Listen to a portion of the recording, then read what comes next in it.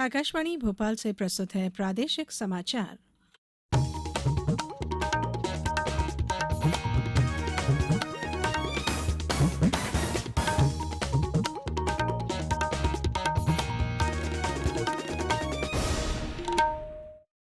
नमस्कार, समाचारों के साथ मैं धारणा सचदेव। सबसे पहले इस बुलेटिन के मुख्य समाचार।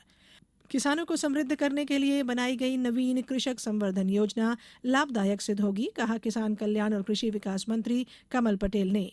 केंद्रीय युवा कार्य और खेल मंत्री अनुराग सिंह ठाकुर ने आज लखनऊ में खेलो इंडिया यूनिवर्सिटी गेम्स 2022 के लिए प्रतीक चिन्ह और एंथम का शुभारंभ किया। प्रदेश भर में आज मनाई जा रही है बुद्ध पूर्णिमा और प्रदेश में बारिश का दौर जारी। कल भी कई संभागों में बारिश होने की संभावना। अब समाचार विस्तार से। किसान कल्याण और कृषि विकास मंत्री कमल पटेल ने कहा कि किसानों को समृद्ध करने के लिए बनाई गई नवीन कृषक उत्पादक संगठनों का गठन और संवर्धन योजना बहुत लाभदायक सिद्ध होगी। श्री पटेल ने बताया कि प्रदेश में प्रत्येक विकास खंड में न्यूनतम 2 कृषक उत्पादन संगठन के गठन को प्रोत्साहित करने के लिए नवीन योजना बनाई गई है। योजना का संचालन कृषि विभाग द्वारा किया जाएगा।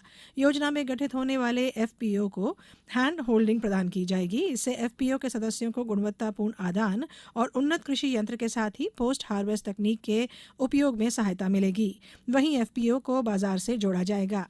उन्होंने बताया कि वर्ष 2025 तक संचालित होने वाली इस योजना में कुल 50 करोड़ की राशि का प्रावधान किया गया है।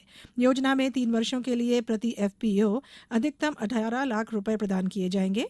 एफपीओ को इक्विटी अनुदान के रूप में प्रति किसान 2,000 रुपए और अधिकतम 15 लाख रुपए प्रदान किए जाएंगे। केंद्रीय युवा कार्य और खेल मंत्री अनुराग सिंह ठाकुर ने आज लखनऊ में खेलो इंडिया यूनिवर्सिटी गेम्स 2022 के लिए प्रतीक चिन्ह, जर्सी, शुभंकर, टॉर्च और एंथम का शुभारंभ किया। तीसरा खेलो इंडिया यूनिवर्सिटी गेम्स 23 मई से 3 जून तक खेले जाएंगे। उद्घाटन समारोह लखनऊ के बाबू बनारसी दास यूनिवर्सिटी में 25 मई को आयोजित किया जाएगा।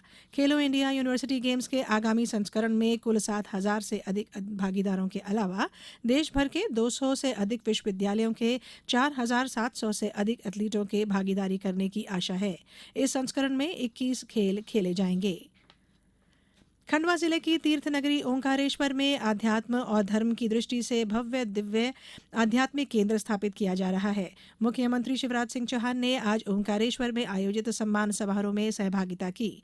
वहीं उन्होंने अद्वैत दर्शन से भारतवर्ष सहित संपूर्ण जगत को आलोकित करने वाले आदिगुरु शंकराचार्य की ओंकार पर्वत पर प्रस्तावित प्रतिमा की स्थापना का अवलोकन भी किया। श्री चौहान ने कहा कि उज्जैन के महाकाल लोक की तर्ज पर ओंकारेश्वर में भी करोड़ों रुपए के विकास कार्य किए जा रहे हैं। साथ ही विश्व की सबसे बड़ी आदि शंकराचार्य की प्रतिमा भी विराजमान होने जा रही है।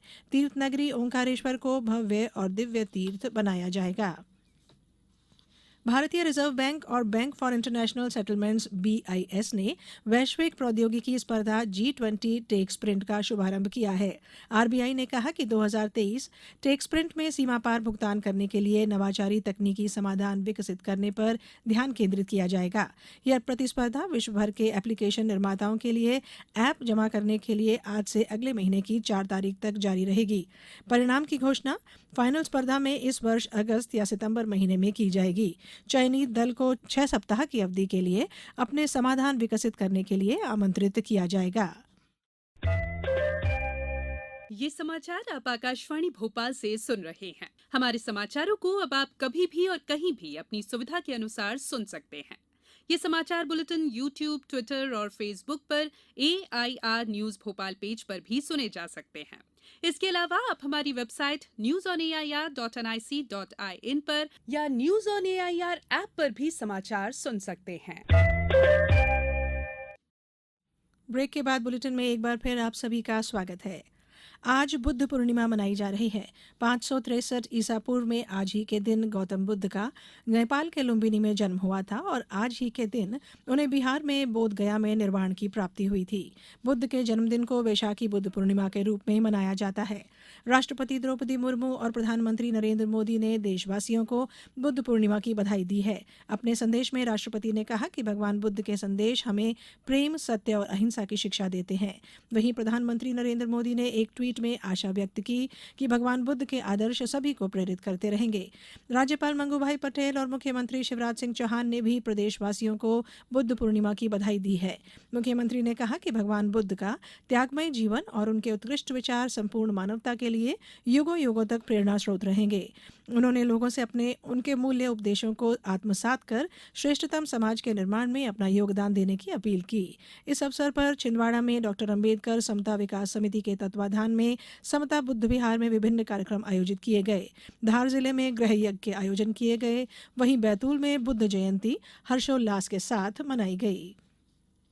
देश में पिछले 24 घंटों में 3,611 लोगों में कोविड की पुष्टि हुई है, जबकि 6,587 लोग स्वस्थ हुए हैं। केंद्रीय स्वास्थ्य और परिवार कल्याण मंत्रालय ने बताया है कि स्वस्थ होने की दर 98.74% है। राष्ट्रव्यापी कोविड टीकाकरण अभियान के तहत अब तक 220 करोड़ 66 लाख से अधिक टीके लगाए जा चुके हैं। सीहोर जिले के सलकनपुर स्थित विजयासन माता धाम में 29 मई से 3 दिवसीय देवी लोक महोत्सव मनाया जाएगा। महोत्सव में लाडली बहनों के समूह द्वारा भजन और गरबे की प्रस्तुति होगी। इस दौरान धर्म गुरुओं के प्रवचन, गायत्री परिवार और संस्कृत विद्यालय के विद्यार्थियों के उद्बोधन होंगे। महोत्सव स्थल पर स्व सहायता समूहों द्वारा निर्मित सामग्री के स्टॉल, स्थानीय वन और जनजातीय कला पर आधारित प्रदर्शनी भी लगाई जाएगी। प्रदेश में नगरीय विकास और म्यूनिसिपल गवर्नेंस के लिए नगरीय विकास और आवास विभाग को 3 स्कॉच अवार्ड मिले हैं।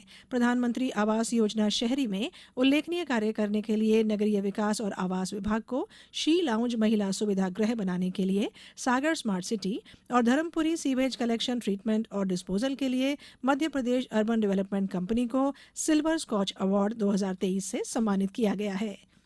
बात मौसम की। पिछले 24 घंटों के दौरान प्रदेश के जबलपुर, रीवा, नर्मदापुरम, इंदौर, उज्जैन, शहडोल, सागर और भोपाल संभागों में कहीं कहीं बारिश हुई। सबसे अधिक 9 सेंटीमीटर बारिश खातेगांव में दर्ज की गई, जबकि घोड़ाडोंगरी में 4 सेंटीमीटर, मुल्ताई और जबोट में 3 सेंटीमीटर बारिश हुई। मौसम केंद्र भोपाल ने अगले 24 घंटों के दौरान जबलपुर, शहडोल, इंदौर, उज्जैन, नर्मदापुरम, भोपाल और ग्वालियर संभागों में कहीं कहीं बारिश होने की संभावना जताई है। राजधानी भोपाल के भी कुछ हिस्सों में गरज चमक के साथ हल्की बारिश हो सकती है। अब कुछ समाचार संक्षेप में।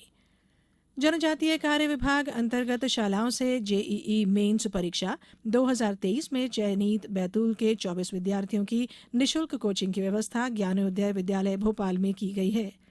गर्भधारण पूर्व एवं प्रसव पूर्व निदान तकनीक का दुरुपयोग रोकने के उद्देश्य से देवास में पीसी एंड पीएनडीटी एक्ट के तहत कार्यशाला का आयोजन किया गया। नर्मदापुरम जिले में कलेक्टर नीरज कुमार सिंह ने हितग्राही मूलक योजनाओं के 100% प्रकरणों में स्वीकृति और वितरण की कार्रवाई करने के निर्देश सभी बैंकर्स को दिए हैं। और गुना जिले में जल जीवन मिशन अंतर्गत ग्रामीण क्षेत्र में प्रचार रथ और नुक्कड़ नाटक के माध्यम से जन जागरूकता कार्यक्रम किए जा रहे हैं। अंत में बुलेटिन के मुख्य समाचार एक बार फिर। किसानों को समृद्ध करने के लिए बनाई गई नवीन कृषक संवर्धन योजना लाभदायक सिद्ध होगी, कहा किसान कल्याण और कृषि विकास मंत्री कमल पटेल ने।